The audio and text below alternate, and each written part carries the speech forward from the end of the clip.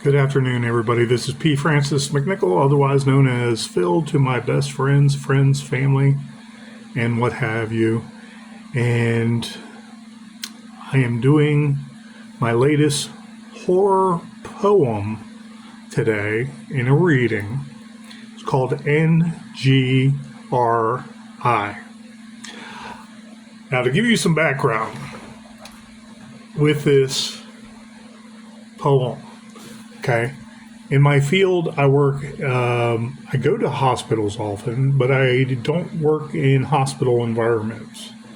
I might go there for taking a client to have an appointment somewhere in the hospital. He might have to get x-rays done, or she get x-rays done somewhere in that hospital because they have the biggest facilities. The doctors themselves that are in charge of our clients or that care for our clients, not in charge of them, of course, but they care for our clients. They might be part of the hospital system, and something like an MRI or x-rays, you can get done inside the hospital because it's the best facilities. It's pretty much what killed one of my clients. When we went in for an x-ray, we all got COVID together, and then bad drugs ended up causing a heart attack for him. He died in front of me, and I tried to resuscitate him. That was just one example of the x-rays being something you could have a reason to go into the hospital for. It doesn't have to be like a satellite office, okay? And the hospitals usually have the most up-to-date equipment. They can service the equipment. They have more money than a regular private practice, what have you. I've seen a lot of hospitals in my day from my career alone. Well, anyways, I work in a home environment, a group home environment with other clients, consumers, and patients. And so I want to say that there is no inspiration about eerie, gutted out buildings that seem haunted or what have you. And I love ghosts. I love writing ghost stories, usually with some kind of mystery that is found and veiled at the end of the novel. And I love that because I usually have a good idea where I'm going, and I can take a lot of different paths all over the place to get there. Okay? But when I see things on TV like sci-fi, not the Science Channel, sci-fi, they play a lot of horror sometimes. They'll play it all weekend. Movies, all kinds of horror movies all weekend. And they'll show in between the movies, and on Tubi you'll see it too, in the introduction or the beginning of the credits of a movie. They'll show graphics of like a haunted house, and the camera is panning going through all this DGI and AI now graphics. You'll see old dirty doll, okay, laying on the ground. You'll see furniture rotting with cobwebs all over it, so on and so forth. You might see an old portrait on some broken down mantle and fireplace where it's cockeyed and the glass is cracked. Okay, it's like, this is nothing new. If you look at the beginning of every season of The Walking Dead, they would show kind of a gory motif having to do with zombies. And their little niche was never to say the zombie word in 10, 11 years, and all their filming of The Walking Dead and all the subplots where everybody split up and did their own thing. And so you see the DGI and you see that kind of eeriness, and they'll show an old, like they'll pan inside an old house because the zombie apocalypse has been going on and nobody's been in that house, okay, except for The Walking Dead, and there's no more Walking Dead. So you see cobwebs all over the plates, the utensils, the glasses, the drinking cups and everything. And you see the rotted beds. You see water coming down through the ceiling. It's nothing new. You know, people have been describing scary castles and scary homes, and ever since Hansel and Gretel, at least. Okay? And so I have an intellect to remember that stuff. And I don't mean the macabre necessarily, but I mean things that would make or go into a haunted house. And we're all intrigued by the haunted house. And I spoke of before the antagonists in our minds. You know, it's a witch, it's a skeleton, it's a mummy, it's a werewolf, it's a vampire, it's a zombie. It might be some kind of night crawler. I want to say alien, but they're more grotesque. Aliens don't scare me, and them tracking down humans to kill us and control us. That's not scary to me. That's interesting. And a lot of people find that interesting, but is it absolutely scary? No. Okay. You always feel, unless it's a dystopian ending where they want to show that humanity dies because we are not the number one species around the whole universe. It's like, okay, thanks. You're really downing us right now. I hate movies like that. I like something with at least a touch of hope to it. You know, even if the good guy dies at the end and there's little to no, I want to say hope for humanity. At least show some glimmer of hope, you know? Maybe show another character in a different light that might experience the same thing of the alien invasion, but they're a little stronger and they are going to fight. And then they show that they're getting ready and they're proud to fight the aliens and protect our Earth. I don't know, but aliens aren't scary, is my point. So anyways, I wrote NGRI because it has to do with my field, okay? In the last 3 years I was working in mental health, it was with grown adults that have mental health issues, but they're not intellectually disabled, meaning they can care for themselves in a lot of ways, but in a lot of ways their mental health interferes with them caring for themselves.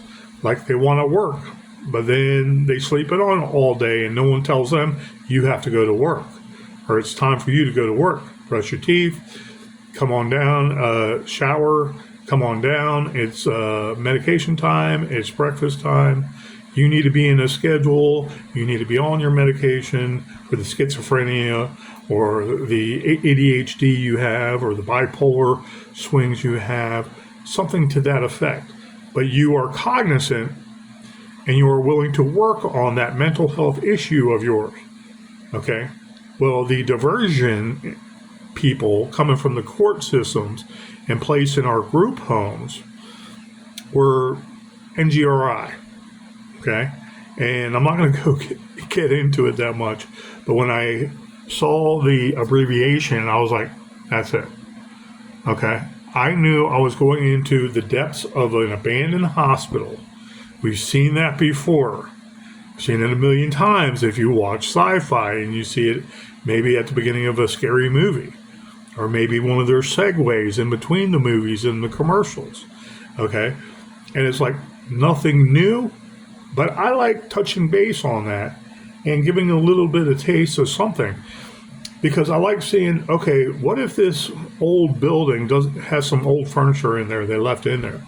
It's still there, but the Ghostbusters or the ghost investigators were not in vogue, okay, except for the last 20 years. But there's still furniture in these places. And then people find out about it, and then they tear up the furniture even worse. But there was furniture in these old asylums, these old hospitals, okay? And so you see how creepy it can look, because you see remnants of man being there, okay, as a man and woman. But then you, like, see the degradation of them, what happened to them in their memories. If they were killed there, they were done wrong there, and they are wrong spirits. You can gut out that whole building, and those spirits would most likely be there because they're not avenged, okay? They have not reconciled with who needs to be punished. Maybe some of those same people that punish them or what have you, or abuse them, they died and they're in between and they're fighting it out. Possibly. Ghosts fighting each other. One is stronger than the other one. So another ghost that was abused and was the weaker in real life is going off hiding somewhere. Okay, but they're still in that area. And there's a big, dark, clouded ghost that's there. And that's the main evil entity of that whole structure. You never know. Well, you can think of this in many different ways, and that's what I like to do. I like being so unique that when I talk about how I enjoy thinking like that, you'll never know where I'm coming from with a ghost story. Okay? Kind of like the Sixth Sense, but on steroids, and a lot more subtle, a lot more slow burn, a lot more. You think it's going to go one way, but it goes another. Well, I just like to give my 2 cents with some poems to do kind of like, I want to say, those segues, showing that panning of the camera going in, and it's just an introduction to a movie, for Christ's sake, or an introduction to The Walking Dead. And I feel I can capture that even better with a poem. And let's face it, if we are authors, that's what we should be striving to do. I was thinking about something, breaking it down and explaining something. People like that, the AI and computer graphics, because it looks like real, and it's like, oh my God, that's what would happen if a big freaking shark jumped out of the water and bit somebody, and actually stole a baby or something. They've been showing some weird ones lately on Facebook. And I'm like, okay, yeah, that gets old real quick. And it's like, it keeps you on there and you keep on flipping to the next one. They want you addicted, but they don't want you to really contribute something that educates people. I'm convinced of it.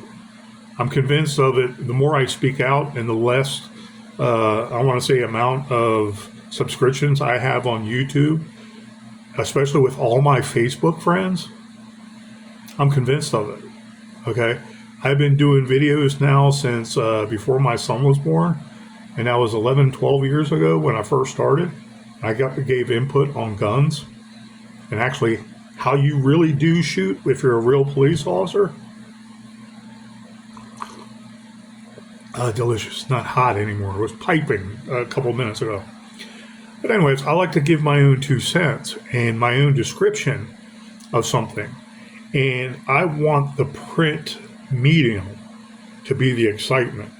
Not this flipping through, I want to say 15-second, 20-second bursts of funny entertainment or bizarre entertainment. And the Asian people, the women are beautiful. I'll just say that. Okay, but the Asian community with their boyfriend or something, and they're doing something, and it's kind of like potty humor or Don John's toilet humor. And it's kind of cute, but then it gets old because they do the same thing, or a million other people all over Asia, okay? Indochina, Northern China, freaking Eastern Asia, Japan, all the way to India. They do the same kind of quick satisfaction, euphoria hit, and people just keep on going through it, and they stay on there. The more you stay on, the more their algorithm says that they can advertise longer and bring in more and more money based on that evidence that you are actually paying attention to all those pop-ups at the very beginning. And it's like, wow, that's kind of, we're visually stimulating, but we're not stimulating our mind by actually increasing our skills on reading digits and letting our mind do it for us. Okay, all that visualization, all those scenes, all those bright colors, all those feelings and emotions. Okay, that's like, we'll see it real quick for 20 seconds. Like, yeah, but what happens when you get tired of that? What happens if your brain is actually fried because of that euphoria high? You can't read anymore. I get the euphoria high by reading. Call me a digital addict. I may be, because I love writing. And I love showing that perfect picture. But our skills are in reading, okay? Not necessarily everything on our phone. Our phone has a means to an end. If you're using that phone only for entertainment and you need that shot and you're hooked on your phone, even when you're at work and you're supposed to be working with clients, consumers, patients, okay, individuals, and you're on that phone and you're not paying attention to your charges, your wards, okay? You are a guest in their house. You are a guest in their world, at day programs, in the hospital setting. I look at my phone, yes, I do. Guilty as charged. But I'm not on my phone more than 30 seconds when I have to make sure I'm straight with my job, I'm straight with my supervisor, I'm straight with the coordinator, I'm straight with home life, I'm straight with my better half. Okay, if she was there, somewhere in my world.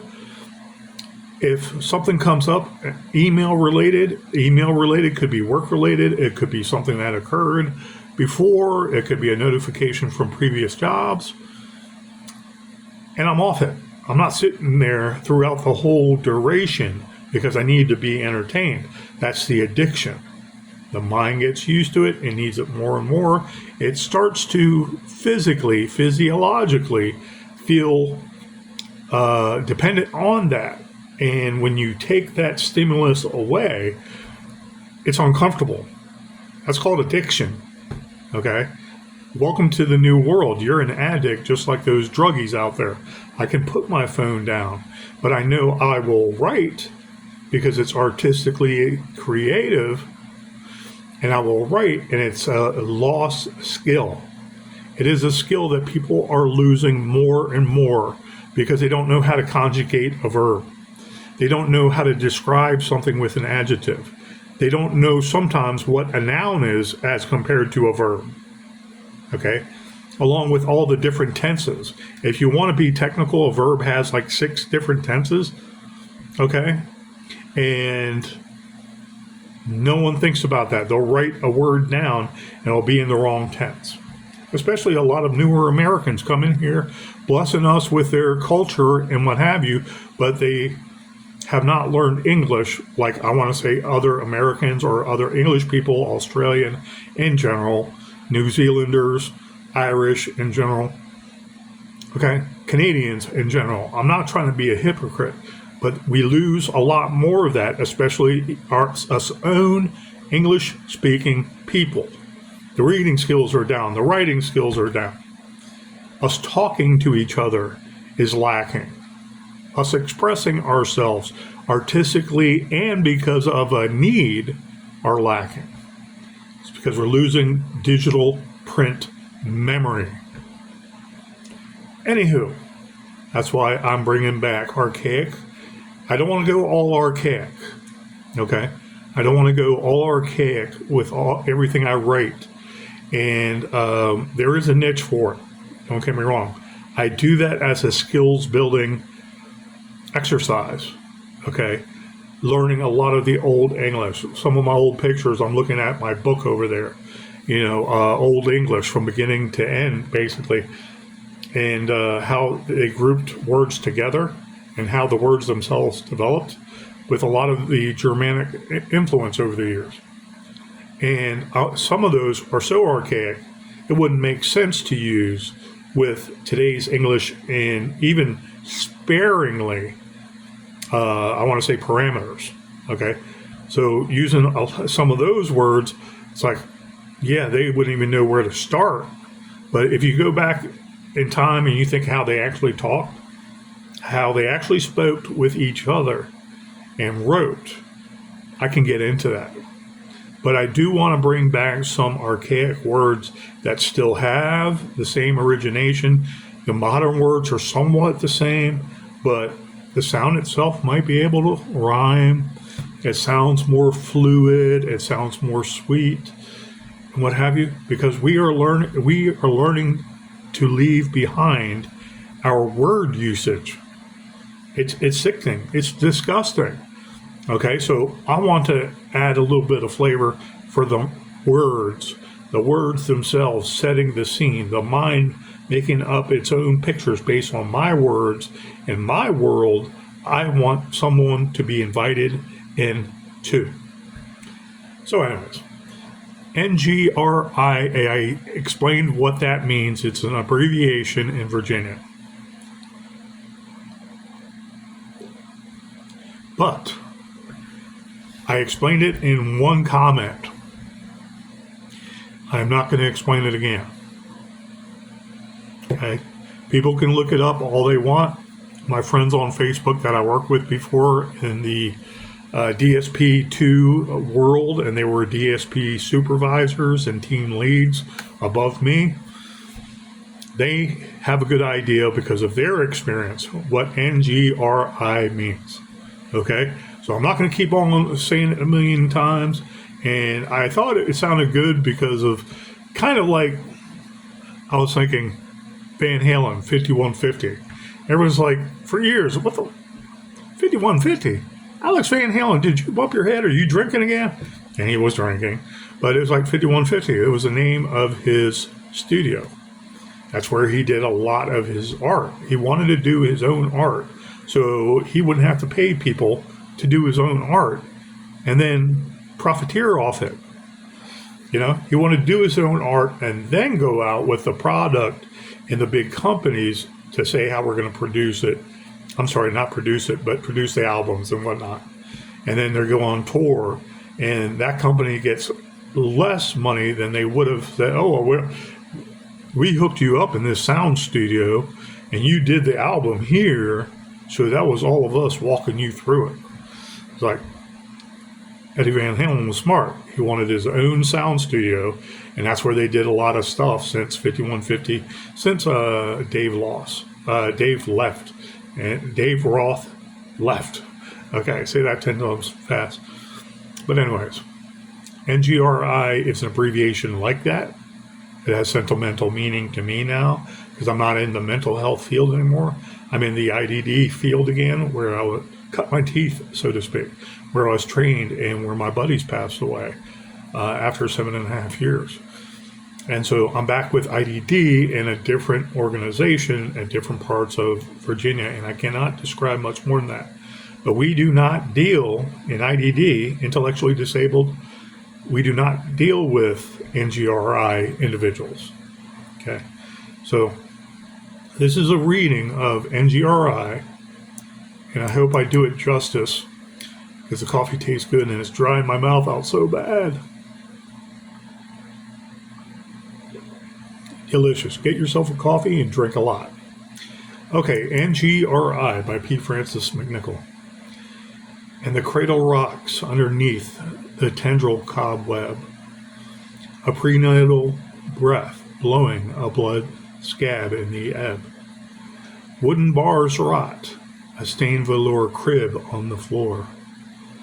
Diseased wroth rats, eating spore, ergot, in the foyer. Cracked glass is strewn on the dank termite planks, as a mother in waiting gave thanks to oxygen tanks. Where window crosspieces rust away in the wind, glare of specious dust debris, recites forgot sins. Down halls light hides and courts a dark armoire, as debrided dolls cry morts, scarred and charred.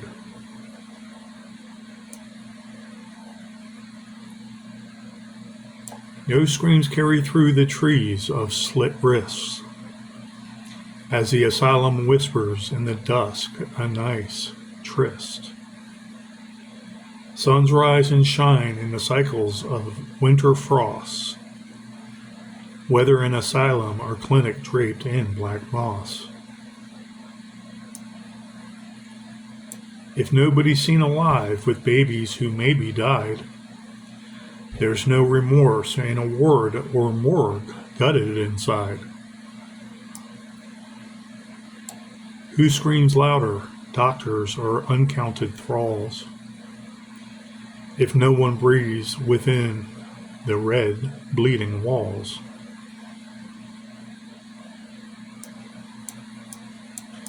Paint chips float on through the blue womb rooms, while the pin light hides gone eidolons in tombs. Chairs missing legs crumble into whittled pegs, as outlines of dregs fade in the putrid old beds. Weeping deep at the quarter's dank blank end, fillies spank their pretend headless doll friends. Fangs of the shrews sharpen like razors in twos, guarding the black staircase to the basement and lose. Love and sometimes hate spurned a late night date, as some bane aids and profane insane became mates. Nurses surrounded in gowns down in the jail cells, a gestating waiting lady and baby to quell. Knives and scalpels raise in swift slicing cadence, ceilings pouring purple drippings of the decedents. Then comes a drumbeat drip from the rafters to bow, as the death knells of the dispelled whewl and howl. Dirt and rain water pull in a quagmire of fools, in the flooded sick bays of a failed medical school. Revenants soak in the silty filth, loving the bloodbath. No reprieve or ever to leave in asylum's shrieve wrath. The end. It was NGRI. It was done for Halloween, and I really enjoyed doing that because of the new work and stuff that I get into, and I have to pay the bills, and I part-time, right, and what have you. It was like training all over again, and this is like really excessive training on this current job. Oh my God, I'd like to say I'm almost an expert in direct support professionalism that, oh my God, cut out all this documentation bullshit. Serious, please. I know how to write documentation. Don't kick stuff back. You correct it and then push it forward. Let me work with the guys. Documentation should be at the end of the shift, not all the way through a shift. Cuckoo. But anyways, I did this, I want to say over a few days period. And I enjoyed writing it because it was leading up to Halloween. Okay, so I wanted to give it a feel of eeriness and kind of like, the asylum, the haunted house, the ghost house kind of location. We can always work on a warehouse, but then if we work on a warehouse, is it realistic? Is it going to be something like Jigsaw and Saw? Who knows? Don't want to copy too much, but you also want to have your own spin on it. These pictures I see in my head is not from The Walking Dead and those dilapidated houses because humanity's gone. That spurs on a lot of the inspiration, but this was inspired because of mental health. People that, okay, if they were that mentally ill and they were killed in the hospital, or they killed somebody else, do their ghosts in a lockdown hospital ever leave when they die in that hospital?